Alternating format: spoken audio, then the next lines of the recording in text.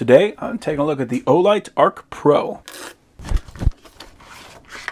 So there is the flashlight. So they give us some simple instructions. So we got the dial on the top. We can rotate that to the right or to the left. And that is going to give us the UV light, pure flood, and spotlight. On the right side, we got a button for our laser. So that is this button right here. And on the left side, we've got our charging port. So that is a USB-C. This is something I like to see. This is actually a metal cover on here. This is not plastic or rubber. We don't have to worry about that thing ripping off or pulling out. And on the bottom, it says charge to activate before first use.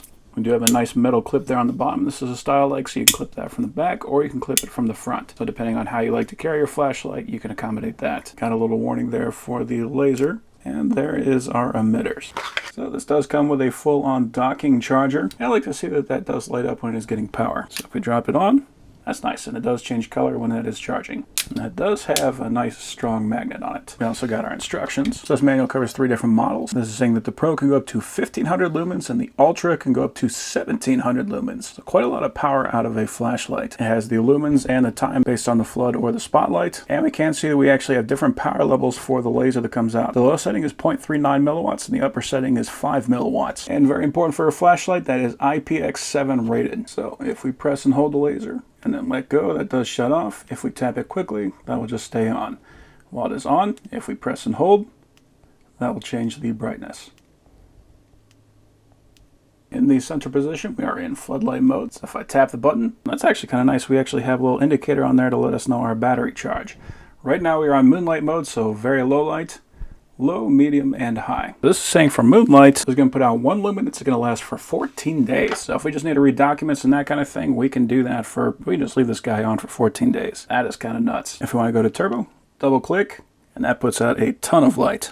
And of course we have strobe, which is a triple press. Or the UV, that is switched to the left. Let's turn that guy on. We got our UV light. And if we press and hold, we can change the brightness. If we swap that to the right, we are now using our spotlight. Spotlights for me is kind of a big deal because if I need to look at like a sight glass or something like that, I need to be able to easily see that. A floodlight just kind of lights up everything, so it actually makes it hard to pinpoint. Something like this, it makes it much easier to actually see. And the settings for that are exactly the same as the floodlight. So this is an all metal case. We do have a magnet there on the back. That does hold itself up, and I do appreciate that it has 2 different ways to charge that guy. So in the event that you're out in the field and you need to charge this guy up, you can still use a regular old USB-C plug. So this is something that I found that was pretty interesting. Right now we are in the floodlight. We got some ink and some oil mixed in there. And there is the UV light. So the oil is just glowing. Very cool. So for this particular oil at any rate, you can actually see that a mile away with this thing. I was not expecting to see that. That is a very cool effect though.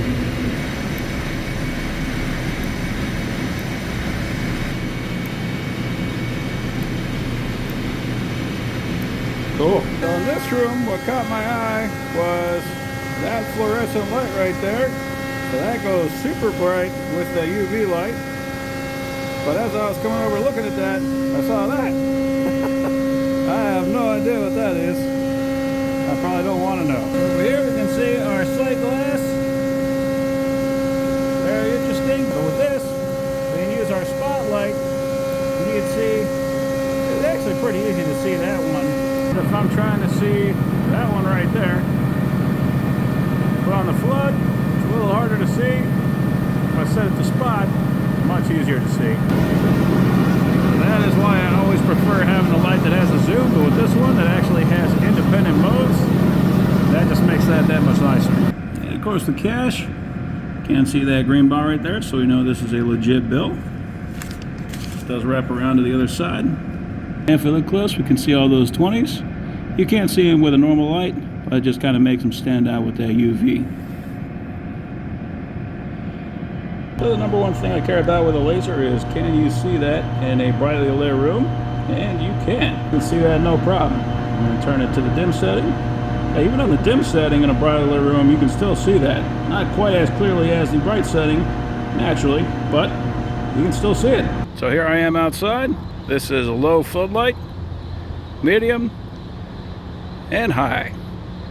And I can definitely say from this distance, having a floodlight that can light up that well, that is pretty darn powerful. Here's a spotlight, low, medium, and high. Here's turbo and turbo flood. That is very impressive. So here I am in a hallway. This is low. I can definitely see no problem just like that. Medium and high. High is a bit excessively bright. But even with the flood, we can see pretty far down that hallway. If I turn that to spot, we even see more. Let's go to turbo.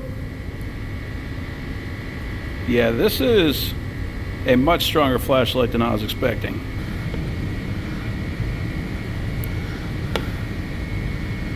That's cool. And plus, with the capacity of having that magnet, means that I can work. I can have both my hands free.